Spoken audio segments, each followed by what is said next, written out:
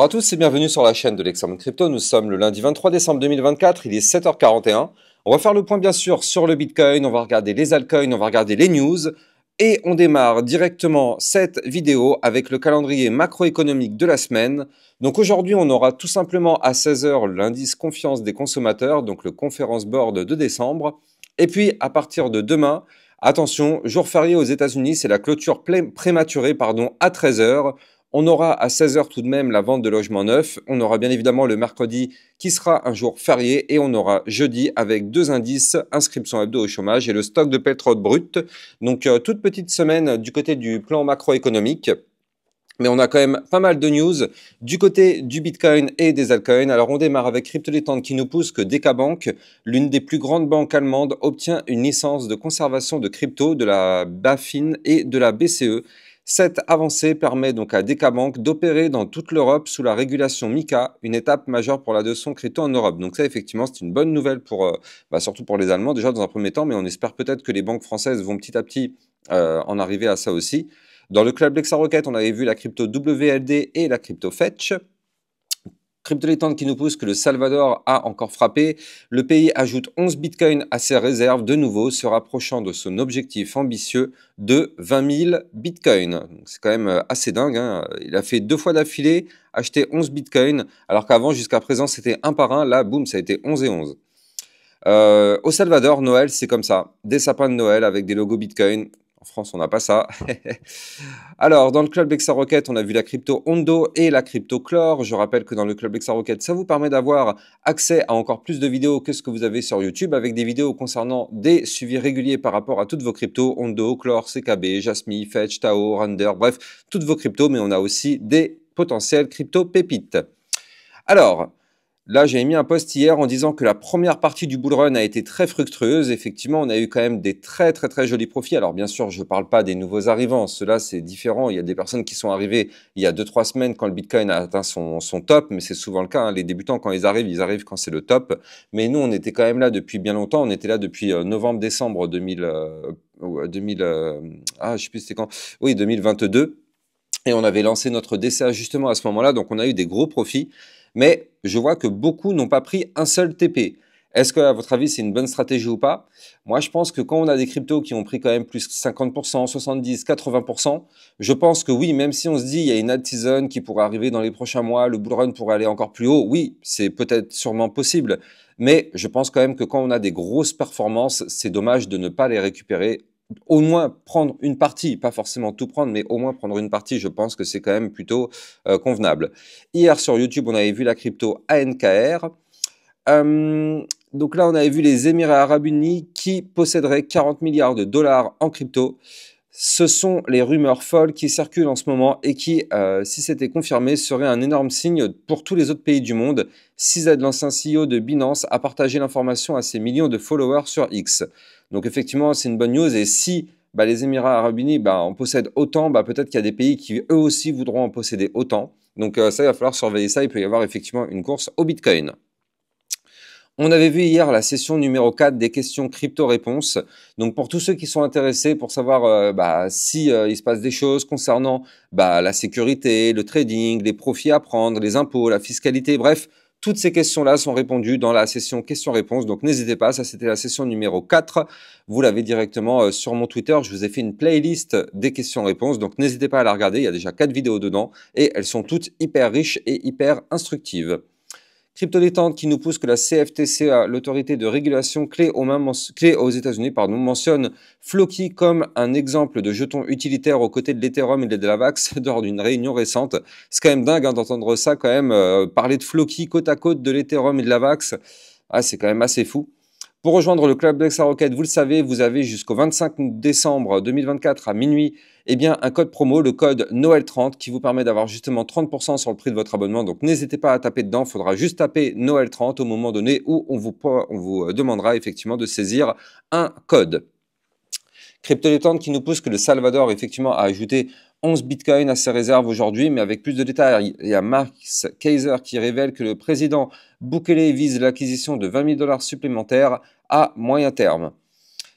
Alors, dans les commentaires, j'ai vu quand même plusieurs personnes, des débutants qui ont tout perdu parce qu'il y en a même qui ont perdu plus de 20K parce qu'ils ont suivi des promesses faites par effectivement d'autres personnes sur le YouTube. Et malheureusement, en fait, des personnes avaient prévenu que les altcoins allaient exploser, que c'était la alt season. Et il y a beaucoup de débutants malheureusement qui se sont fait avoir. J'ai une forte pensée pour une personne qui a perdu plus de 20K et c'était quand même d'ailleurs toutes ses économies. Après, je rappelle, hein, moi en tout cas sur ma chaîne YouTube, mon travail, il n'a pas encore beaucoup de portée, mais sur ma chaîne YouTube, je m'efforce de guider les nouveaux venus pour leur apprendre à analyser et à éviter tous ces pièges-là, justement. On avait quand même énormément de signaux qui nous montraient que le marché était clairement en surchauffe. Donc du coup, effectivement, hein, des fois, il faut plutôt écouter la voix de la prudence plutôt que d'essayer toujours être dans un état d'esprit de se dire oui, je vais faire de l'argent, je vais faire de l'argent. Alors qu'il y a des moments où il faut plutôt être prudent, surtout après une très très forte poussée haussière. Si on arrive dans un marché et que tout est déjà dans le vert, il faut se dire que c'est jamais une très très bonne idée de rentrer à ce moment-là. Mais bon, en tout cas, j'espère que j'aiderai, moi en tout cas, ces débutants qui se sont fait avoir à avoir des profits cette fois-ci et à bien comprendre comment ça se passe pour ne plus jamais avoir des pertes comme ça. Du coup, on a eu un petit sondage. À quel moment avez-vous fait vos investissements crypto? Donc, il y a quand même 11% qui sont rentrés il y a moins de 2 mois, 7% entre 3 et 6 mois et 21% entre 6 mois et 1 an. Donc là, c'est-à-dire que si on fait le calcul, on a environ l'équivalent de 40% des personnes qui sont rentrées en moins d'un an. Il y a moins d'un an. C'est quand même énorme. Ça veut dire qu'il y a beaucoup de personnes qui sont rentrées quasiment quand le Bitcoin avait déjà fait toute sa poussée haussière.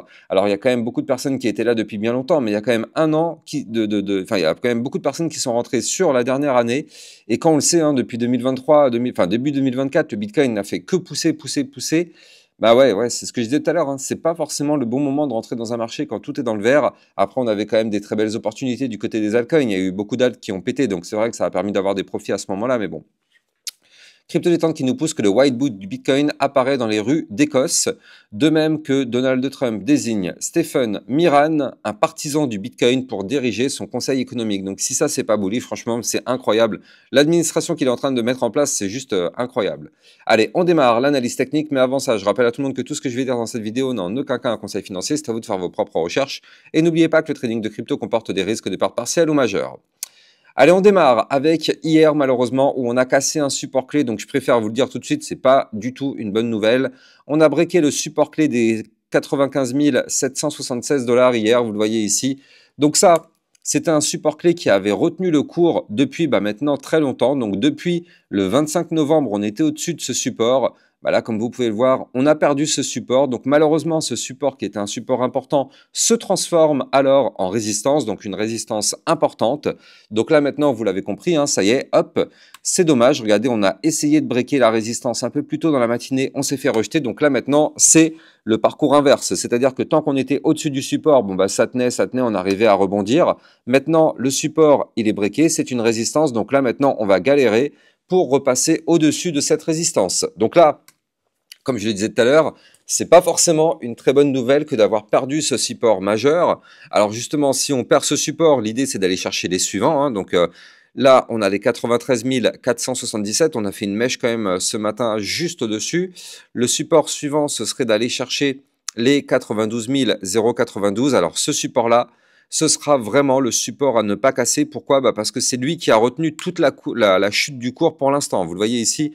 Quand on a eu la chute, on est venu directement taper sur ce support. Donc là, il y a de fortes chances que le support soit retesté. Et on verra bien si cette fois-ci, il tient ou pas aussi.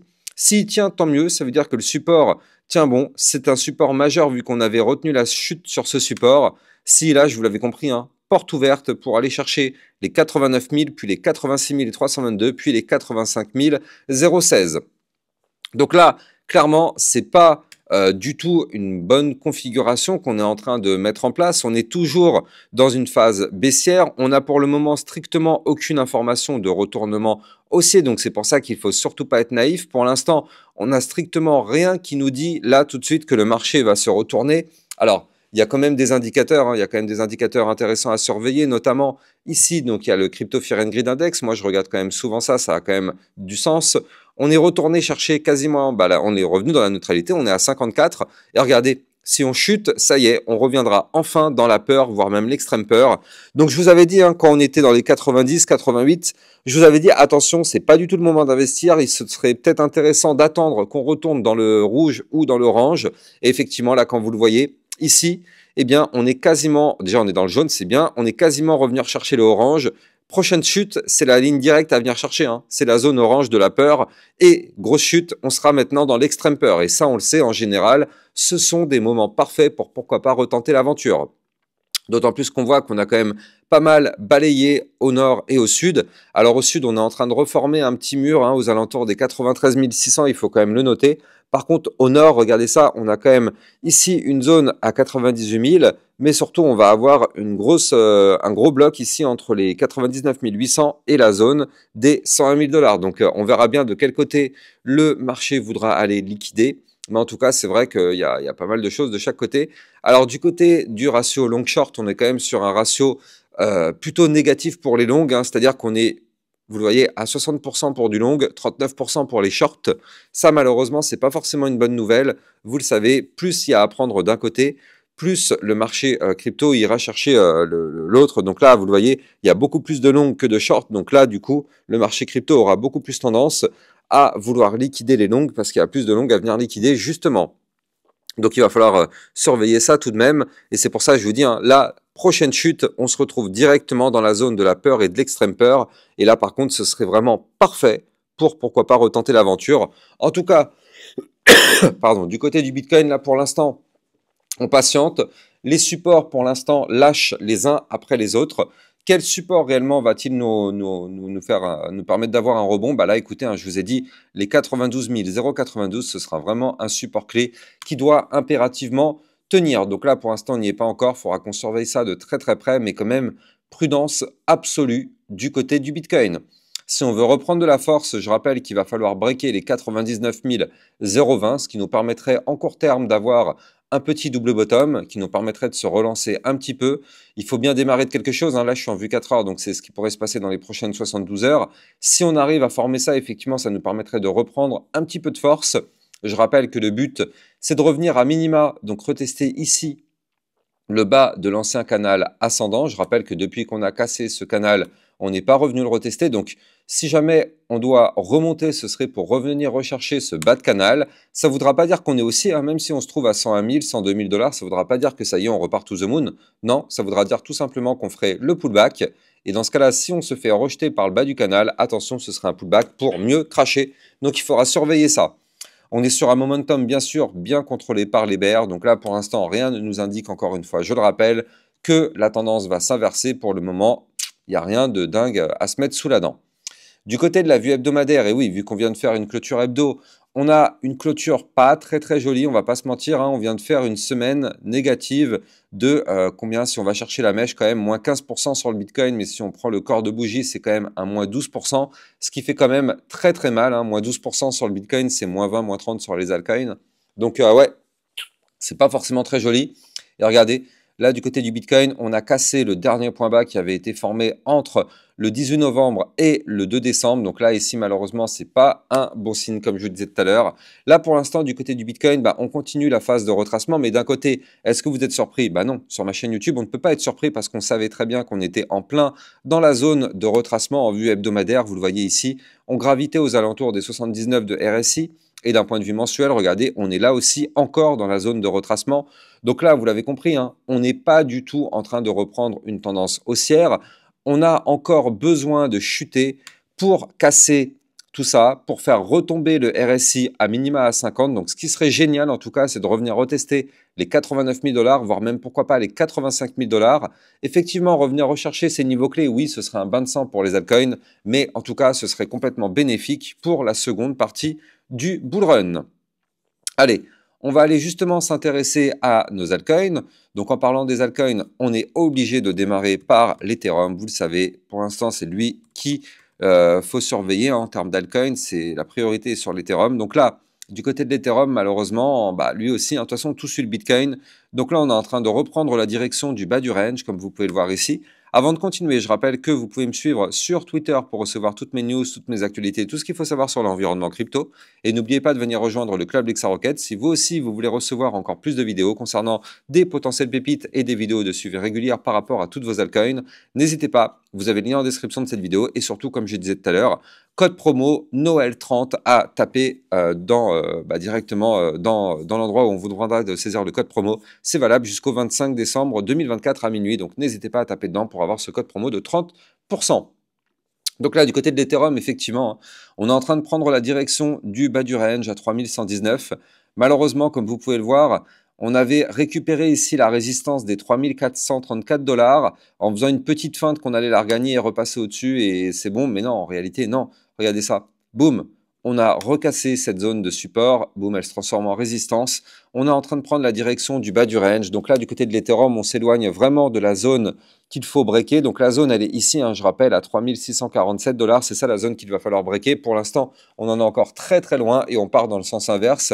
Si on veut reprendre de la force, il faut à minima casser ce range par le haut. Et surtout, je le rappelle, il va falloir breaker cette ligne de tendance baissière par le haut. Donc là, il va falloir breaker ici la zone des 3806 $ cette semaine pour reprendre de la force du côté de l'Ethereum. Donc on n'y est pas encore, on n'y est pas du tout même, j'ai envie de dire.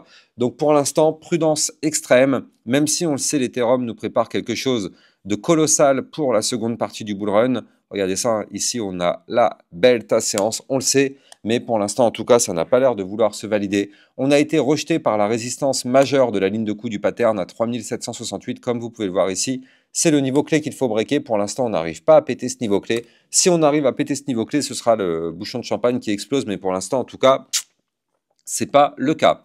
Allez, on jette un coup d'œil du côté du Solana parce que le Solana, lui aussi, est en train de retracer quand même plutôt pas mal. Alors, du côté du Solana, de toute façon, regardez, hein, il y a eu cette boîte ATH, la zone des 249 versus 260.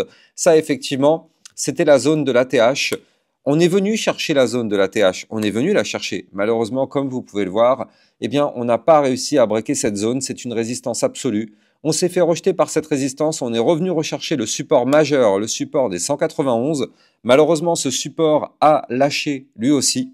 On est en train de revenir retester la moyenne mobile 50 périodes. Donc, la moyenne mobile 50 périodes, elle est à 154 $. On est en train de retester cette zone-là qui, pour l'instant, est en train de nous permettre d'avoir un rebond. Si on perd cette zone-là, attention, hein, ce serait pour aller chercher les 180, voire même les 160 $. Donc, du côté du Solana, prudence absolue. Nous ne sommes pas tirés d'affaire. Si on veut reprendre déjà un semblant de force, il faut absolument récupérer la zone des 191 $. Et si on veut vraiment faire quelque chose de plus sympa, il va falloir breaker des niveaux clés que je vais vous donner tout de suite. Mais avant ça, je rappelle bien sûr à tout le monde que vous pouvez trader toutes ces cryptos en utilisant mon lien de parrainage Binance que vous avez en description de cette vidéo, qui vous permet d'obtenir un bonus sur vos frais de trading et de trader sur une plateforme enregistrée PSAN. Donc n'hésitez pas, le lien est en description de cette vidéo.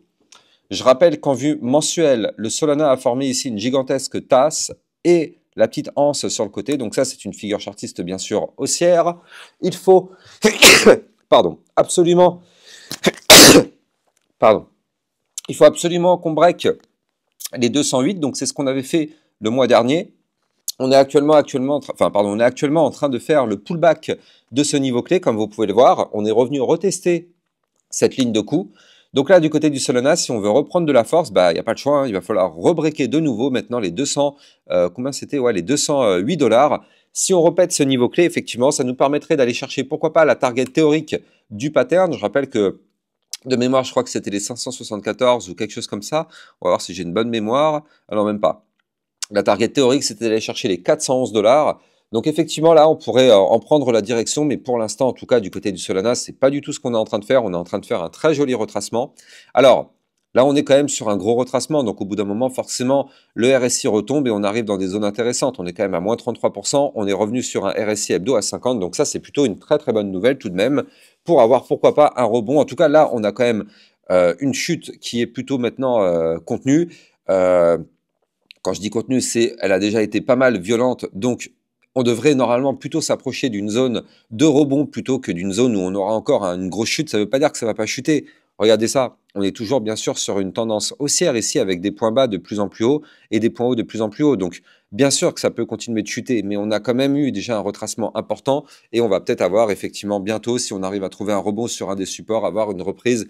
Mais ça, ce serait plutôt pour peut-être mi-janvier, fin janvier, peut-être plus tard, on verra ça à ce moment-là. En tout cas, si vous avez kiffé la vidéo, n'oubliez pas de liker, commenter, partager au maximum et n'oubliez pas de vous abonner pour recevoir tous les jours 1, 2 à 3 vidéos concernant le Bitcoin et les altcoins. À plus tard, ciao ciao.